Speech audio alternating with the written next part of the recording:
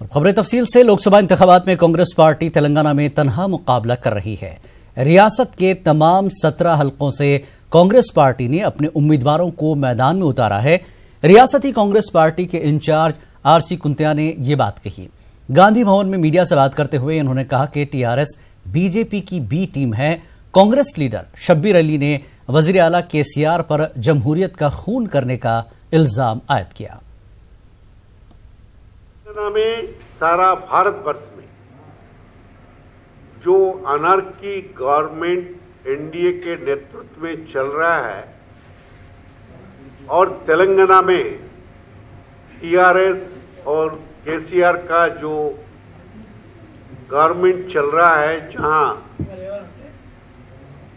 Opposition को totally democratic system को demolish करने के लिए कोशिश किया जा रहा है। like-minded political parties, those who believe in democracy, socialism, social justice and secular government, we appeal all of them to support Congress candidate. All secular parties, అంటే టీఆర్ఎస్ కూడా సెక్యులరే, కానీ పేరుకు సెక్యులర్. ఆయనే టీఆర్ఎస్ సెక్యులర్ అనే కాదు, మోదీ అండ్ బీజేపీకు బీ టీమ్గా పనిచేస్తున్న ఆయన డిక్టేటర్షిప్కు మరి ఎలా నష్టం చేస్తున్నారో ఆ విషయం అన్ని గమనించి మేధావులతో ఇతర పొలిటికల్ పార్టీతో అపీల్ చేస్తున్నాము. కాంగ్రెస్ అభ్యర్థులకు గెలిపియండి. మీ అభ్యర్థులు ఎక్కడ ఉంటే మీరు వేసుకోండి, లేని చోట కూడా కాంగ్రెస్ అభ్యర్థులకు ఓట్ వేసి సెక్యులరిజాన్ని, ఈ కాన్స్టిట్యూషన్ని, సేఫ్ डेमोक्रेसी కాపాడమని कुंते गाరు अपील చేసినారు. तेलंगाना के अंदर जिस तरीके से केसीआर साहब सरकार चला रहे हैं, उसको ये बीजेपी की बी टीम है और इसको दोने से जो वोट ये केसीआर को नहीं, ये बीजेपी को जाएगा, मोदी को जाएगा। मलकाजगिरी में रेवंत रेड्डी ने इंतखाबी तशहीर में हिस्सा लिया। इस दौरान मलकाजगिरी के अवाम ने उनका इस्तकबाल किया। मीडिया से बात करते हुए रेवंत रेड्डी ने कहा कि हल्का पार्लियामेंट मलकाजगिरी मुल्क का सबसे बड़ा पार्लिमानी हल्का है, जहां पर हर इलाके के लोग रहते हैं। इस दौरान उन्होंने वजीर आला केसीआर पर भी कड़ी तनकीद की। रेवंत रेड्डी ने कहा कि तेलंगाना में तानाशाही चल रही है, जमहूरियत को पामाल किया जा रहा है।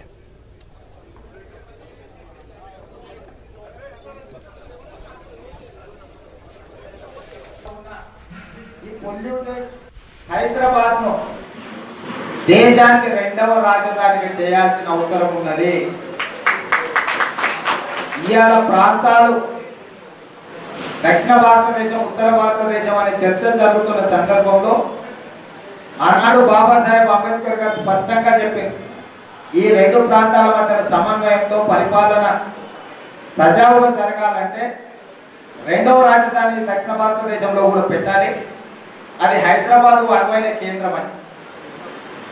నేను ఎంపీగా ఎన్నికైన తర్వాత మొట్టమొదట ప్రవేశపెట్టబోయే ప్రైవేట్ తీర్మానము, ప్రైవేట్ బిల్ హైదరాబాద్ను రెండవ రాజధానిగా దేశానికి చేయడం కోసమే. రెండవ రాజధానిని దేశానికి హైదరాబాద్ చేసినప్పుడు సుప్రీంకోర్టు నుంచి, లోక్సభ నుంచి ప్రతిదీ హైదరాబాద్కు వస్తుంది. ఇప్పుడు రాష్ట్రపతి శీతాకాల విడిది ఇక్కడ ఉన్నది.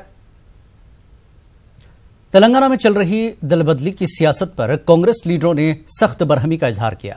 इस मामले पर कांग्रेस लीडरों ने वजीर आला केसीआर के खिलाफ मुल्क भर में तहरीक चलाने का ऐलान किया। कांग्रेस लीडरों ने रियासती गवर्नर ईएसएल नरसिम्हन से मुलाकात करते हुए वजीर आला केसीआर के खिलाफ सख्त कार्रवाई की अपील की। कांग्रेस आला कमान ने पार्टी छोड़कर टीआरएस में शामिल होने वाले एमएलए से इस्तीफा देने का मुतालबा किया।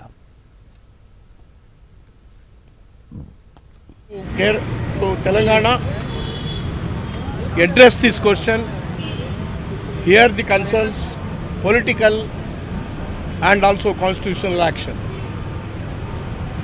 We have seen in the last term of KCR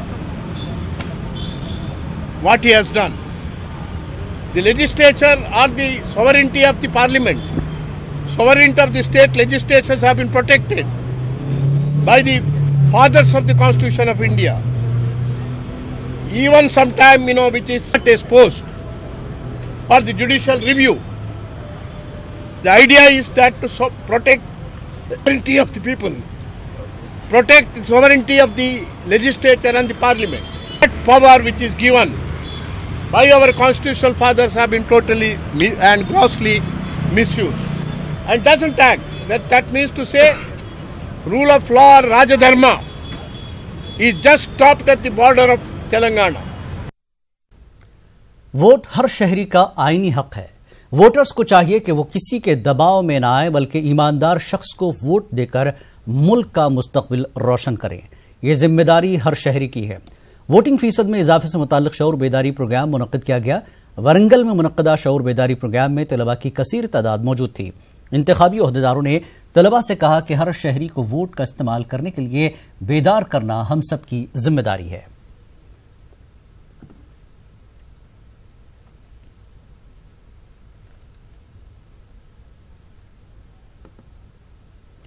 US में पैदा होने वाले तेलुगु फिल्मी फैमिली से ताल्लुक रखने वाले हर्षवर्धन ने हैदराबाद में क्यूबिक गेम्स का मुकाबला मुनक्किद किया। 15 साल हर्षवर्धन ने हैदराबाद में क्यूबिक गेम्स का मुकाबला रखा। इस दौरान मुकाबले में कामयाबी हासिल करने वाले बच्चों को आलमी क्यूबिक एसोसिएशन की जानिब से सर्टिफिकेट दिया गया। मीडिया से बात करते हुए हर्षवर्धन ने कहा कि क्यूबिक गेम्स रजिस्ट्रेशन के जरिए हासिल होने वाली आमदनी से लुकीमिया से मुतासरा मरीजों का इलाज किया जाएगा। The purpose for this competition is to raise money for the Leukemia and Lymphoma Society, which is raising money for blood cancers and treatments. The impact all of the donors have today is very significant, as the Leukemia and Lymphoma Society has helped with 29 out of the 34 cancer drugs in 2018. So originally I started because my dad and his friends and many people in our area were kind of started with them, and they were helping leading fundraisers. New Zealand की मस्जिद में दहशतगर्दाना हमले में शहीद हैदराबादी नौजवान उज़ैर कदीर की आज तदफीन अमल में आई। उज़ैर कदीर की नमाज जनाजा हैदराबाद के इलाके दारुश्शिफा की जामा मस्जिद में अदा की गई, जबकि तदफीन दबीरपुरा में वाक़ई कब्रिस्तान में अमल में आई। नमाज जनाजा में तेलंगाना के वजीर दाखिला मोहम्मद महमूद अली, एमआईएम रुकन असम्बली मुमताज अहमद खान के अलावा सैकड़ों अफराद शरीक थे। रियासती और मरकजी हुकूमत के ताउन से कल रात उज़ैर कदीर की लाश को हैदराबाद लाया गया था।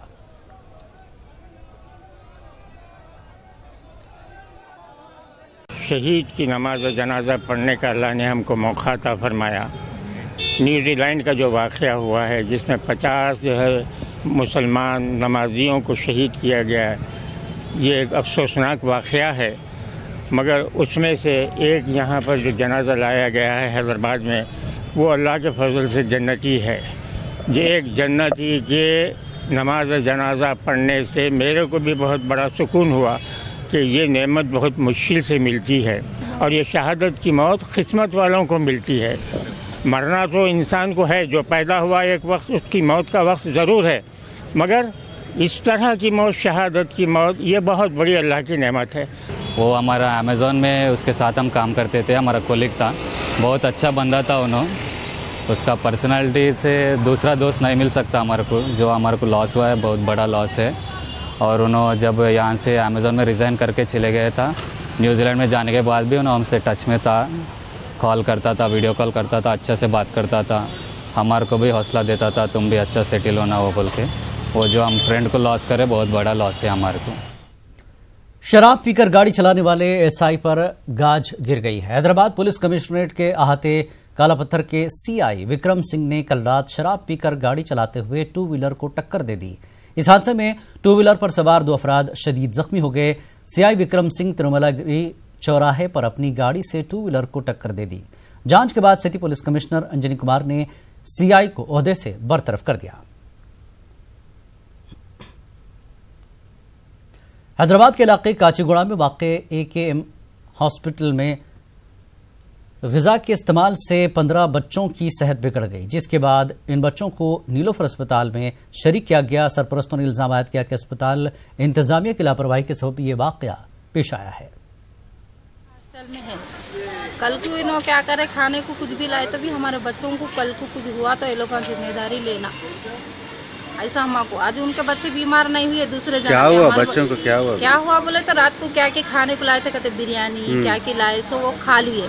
अभी 3 बच्चे अच्छे हैं, एक बच्ची क्या एडमिट है दवा। कहाँ पर है? नीलोफर में। अब देखे नहीं देखे, अभी वो देखने को जाना भी। इन लोग क्या बोल रहे हैं हॉस्टल वाले? ये लोग क्या बोले हॉस्टल वाले, अच्छी है बच्ची, बातचीत कर ले रही, अच्छी है, वहाँ पे नहीं छोड़ रहे बोल रहे वहाँ डॉक्टर। आपको मालूम कब हुआ या ऐसा हुआ? अब भी हुआ, यही मालूम हुआ। फोन भी लगाए बच्चेपन के, हमारा फोन टच नहीं काम कर रहा बोल के अभी यहाँ से मालूम हुआ हमको। अभी ये जो भी है अपने को जो कुछ है, तो अभी ऐसा हुआ तो सब कुछ बोलना पड़ता है। वो लोग का जो भी अपन खाने का चीज़ आता है ये भी टेस्ट करके देखना, छोटे बच्चे को खिलाने का। जब इनके वजह से अपन रखेंगे यहाँ बच्चे तो देखना पड़ेगा ना इनको। जब अब माँ बाप तो दूर रहता है, मगर ये इनको हॉस्टल में किसके लिए छोड़ते हैं अपन बच्चे? माँ बाप नहीं दिया तो ये जो माँ बाप बोल के चलना ना। आज आलमी यौम टीबी डे है। आलमी यौम टीबी डे के मौके पर करनूल में शऊर बेदारी प्रोग्राम मुनक्किद किया गया। करनूल की तारीखी इमारत गुंबद दरगाह में एक प्रोग्राम मुनक्किद हुआ। इस दौरान टीबी से मुतल्लिक आवाम को जानकारी दी गई और मवाद तकसीम किया गया। इस मौके पर आंध्र प्रदेश यूनानी डॉक्टर्स एसोसिएशन के अराकीन व दीगर भी मौजूद थे।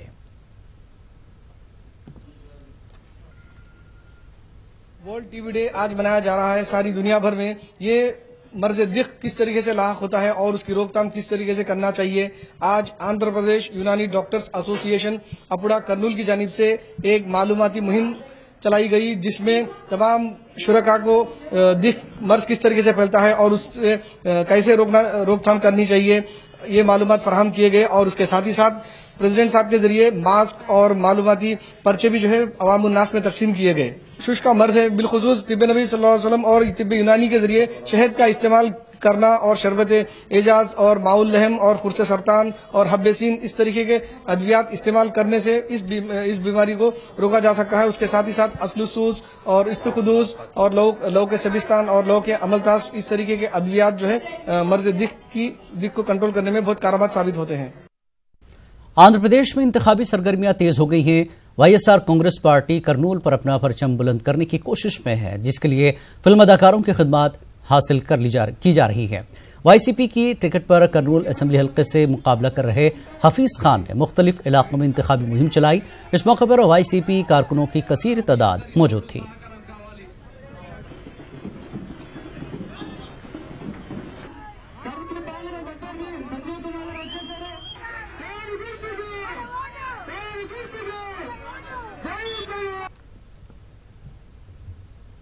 और वहीं हमारे नुमाइंदे कुदरतुल्लाह खादरी ने अदाकार से सियासतदान बने कॉमेडियन अली से बातचीत किया। ये जानते हैं मौजूदा इंतखाबात से मुताल्लिक अली की क्या राय है। इंतखाबात का जो है वक्त करीब आता जा रहा है, उसी के साथ जो है इंतखाबी तशहीर में काफी जो है जोर शोर देखा जा रहा है। करनूल के अंदर सिनी एक्टर, काफी मकबूल एक्टर जो है अली आए हुए हैं हफीज खान की तायद में और वाईएसआर पार्टी में भी ज्वाइन हुए हैं। तो हम जानने की कोशिश करेंगे कि वो किस तरीके की जो है मुस्लिम अक़लियतों को आगे बढ़ाने के लिए काम करेंगे। सर, आप करनूल आए हुए हैं, तो आप किस तरीके की जो है सपोर्ट करना चाह रहे हैं? और इस बार माइनॉरिटीज में 5 आदमी को चांस दिए। हफीज खान साहब उन्होंने पहली बार और टिकट लिए है और जगनमोहन रेड्डी साहब आके उनको प्रॉमिस करे थे करनूल से सिर्फ तुमको ही टिकट देता हूं मैं बोल के प्रॉमिस करे और उनका बात निभा लिए। और करनूल में तकरीबन 62,000 और सब आके मुसलमान भाई सब लोगों को एमएलए बनाओ और जो कुछ चल रहा है मुस्लिम पे आप लोग सब लोग जानते हैं, उन लोग को भगाओ और अपना देश को बढ़ाओ।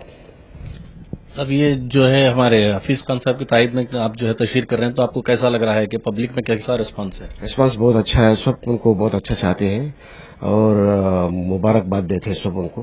डेफिनेटली अच्छा मेजॉरिटी से, डेफिनेटली हफीज भाई आके डेफिनेटली अच्छा मेजॉरिटी से आते बोल के मेरे को बहुत यकीन है। और all the best to Sanjeev Kumar साहब एंड हफीज भाई।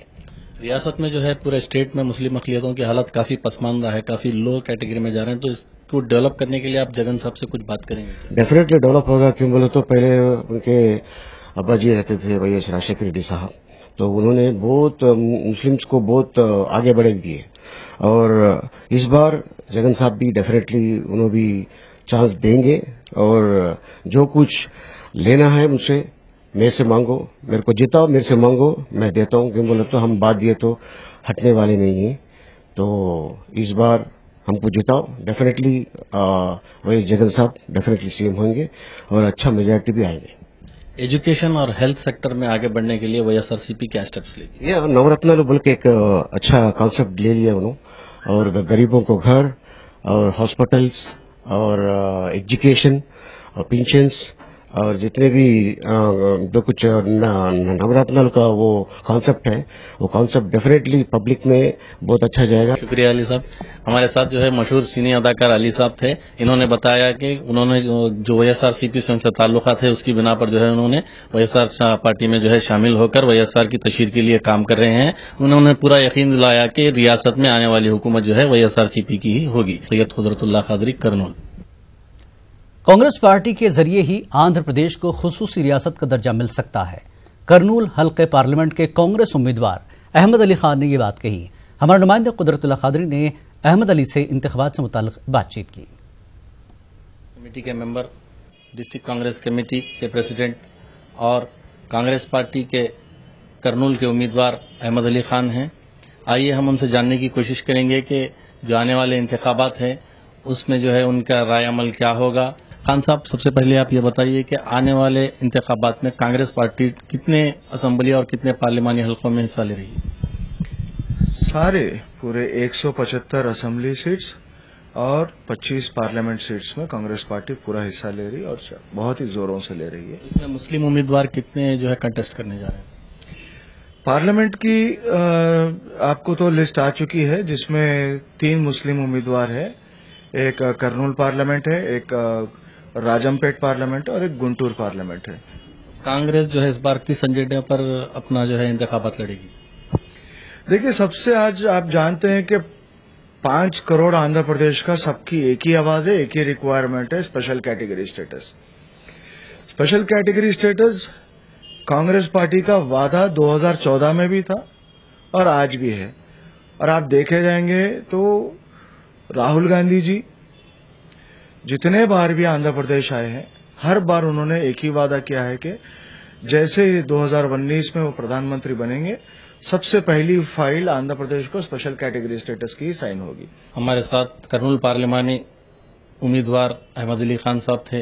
इन्होंने बताया कि इनकी राष्ट्र लड़ाई जो है तमाम पार्टियों से है और इनका एजेंडा, इंतखाबी एजेंडा एक ही है कि जब इनकी पार्टी इक़्तिदार में आएगी तो रियासत आंध्र प्रदेश को खुसूसी दर्जा दिलवाया जाएगा।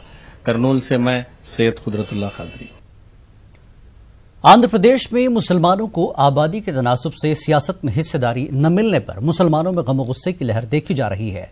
मुस्लिम माइनॉरिटी स्टूडेंट्स ऑर्गेनाइजेशन के जिम्मेदारों ने मुख्तलिफ सियासी जमातों के तरीक़ेकार पर नाराजगी जाहिर की।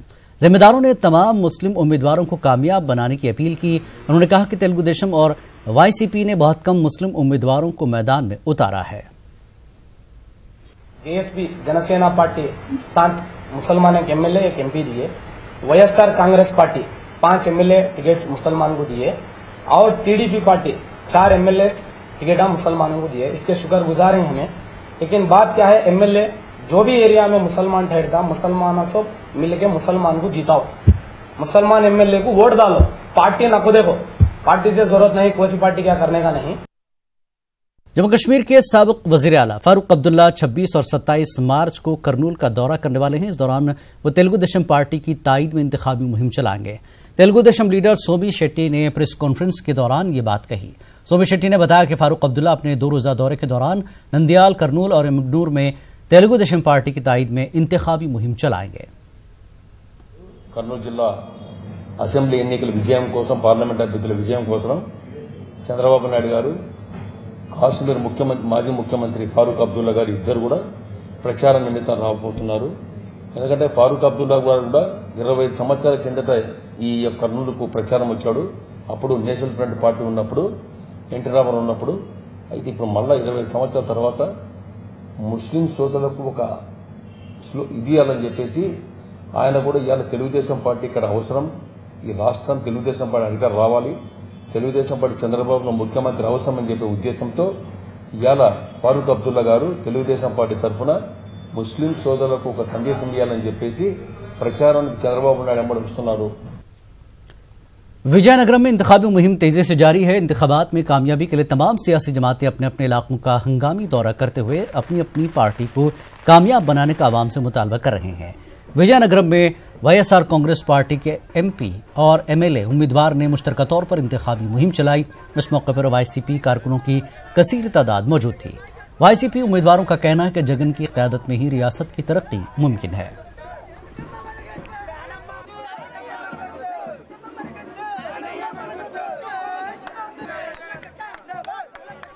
इंतखाबी ज़ाब्ते अखलाक के मुताबिक हर उम्मीदवार को अपनी जिम्मेदारी निभाने की जरूरत है। कृष्णा जिला कलेक्टर ने प्रेस कॉन्फ्रेंस के दौरान तमाम उम्मीदवारों से उसूल और ज़ाबित की पासदारी करने की अपील की। उन्होंने कहा कि सोशल मीडिया का इस्तेमाल करने वाले उम्मीदवार किसी भी पार्टी के जज्बात को मजरूह न करें। ఈ మాధ్యమాలు ఏవైతే ఉన్నాయో ఇవన్నీ కూడా ఎలక్ట్రానిక్ మీడియా లాగానే పరిగణించబడతాయి. ఏదైతే ఎలక్ట్రానిక్ మీడియాలో నిబంధనలు అయితే ఏవైతే ఉన్నాయో మోడల్ కోడ్ ఆఫ్ కండక్ట్ ప్రకారం ఎన్నికల నియమావళిలో ఏవైతే మరి నియమావళి ఉందో అదే నియమావళి ఎలక్ట్రానిక్ మీడియా మీద ఉన్న నియమావళి ఇక్కడ వర్తిస్తుంది అన్నారు. सीपीएम पोलिट ब्यूरो रुकन बृंदा करात ने कहा कि मुल्क और जमहूरियत को बचाना है तो बीजेपी को हटाना है। अपने दौरे विशाखापट्टनम के मौके पर उन्होंने ये बात कही। बृंदा करात ने कहा कि मुल्क में जमहूरियत खतरे में है। वज़ीर आज़म नरेंद्र मोदी ने आदिवासियों के अलावा किसानों की फलाह के लिए कुछ नहीं किया है। The basis of 5 years experience of the Modi rule, you have to save India, and to save India you need to defeat the BJP RSS government, because we have seen an unprecedented assault on the Constitution of India, on institutions of India, and on the rights of democracy in India. And if you look at the record of the Modi government in the last 5 years, who has benefited? Which section of people has benefited? The only people who have benefited are the crony capitalists and Modi's Darbari dost. People have understood that it's not a question of religion, because Modi ji insults religion by using it as an instrument to divide India. And today it is not this religion versus that religion. It is the Constitution of India versus Manavad. That is what Hindutva represents. So it is not just this or that. It is the entire constitutional framework of equal rights for all citizens. That is what is under assault by a Manuvadi, elitist approach of the Modi government. इस bulletin में फिलहाल इतना ही। आदाब।